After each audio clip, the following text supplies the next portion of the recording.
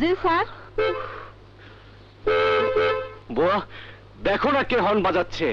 আচ্ছা। সালাম আলাইকুম। ওয়ালাইকুম সালাম। তোমার সাহেব কোথায়? ঘরে আছে।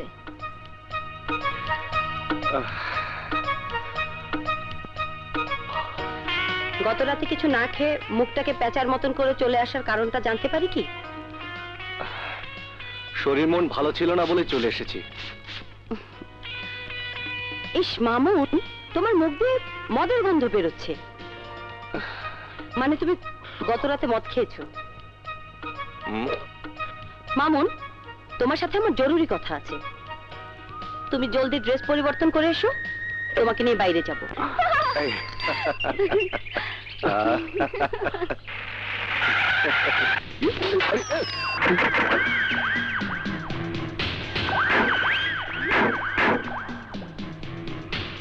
কি ব্যাপার, রিক্সা থামালেন কেন?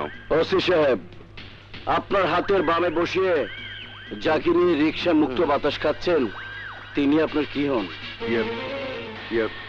মানে বিয়ে এখনো করেননি, হয়তো করবেন, তাই না? দেখুন, এটা ঢাকা শহর নয় যে আপনার যাকে ইচ্ছা তাকে নিয়ে রিক্সায় হাওয়া খাবেন। দেখুন, আপনারা যা ভাবছেন তা ঠিক না। উনি আমার নব্য বিবাহিত স্বামী।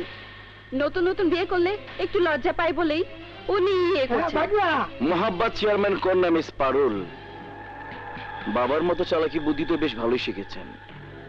রাস্তাঘাটে যাকে ইচ্ছে তাকে নিয়ে ঘুরে বেড়াবেন, আর ধরা পড়ে গেলেই তিনি আপনার স্বামী হয়ে যাবেন।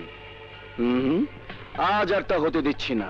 দেখুন, এর আগে পারুল কোথায় কি করেছে সেটা আমার দেখার বিষয় নয়।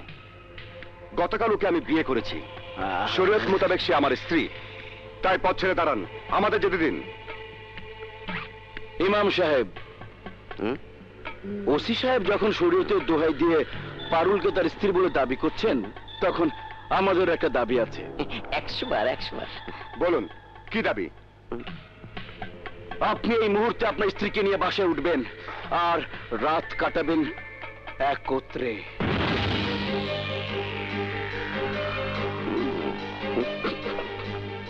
স্বামীর বাড়িতে যাব, রাত কাটাবো, তাতে দোষের কি?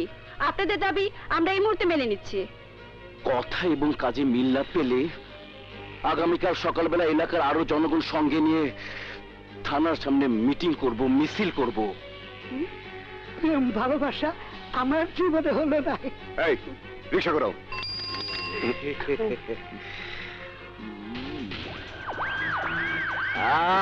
মামু,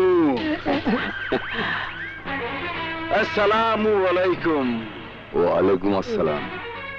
মোহাব্বত চেয়ারম্যান, তুমি আমার বিচার কইরা মাঝির মাইয়ার সাথে বিয়া দিছিলা, আজ তোমার মাইয়া বিয়া ছাড়া অন্য পুরুষের সাথে বাসরঘর করব, তার সুব্যবস্থা কইরা দিলাম। তোমাদের কথা তো আমি কিছুই বুঝতে পারছি না। আপনার হবু জামাই ইন্সপেক্টর রফিকের বাসায় গেলেই বুঝবেন। হয়তো এতক্ষণে বাসরঘর শুরু হয়ে গেছে। যান চেয়ারম্যান চাচা, ওইদিকে না এইদিকে, যান। তাহলে ভালো। ভাইগনা আমার সুপুরুষ। মামু,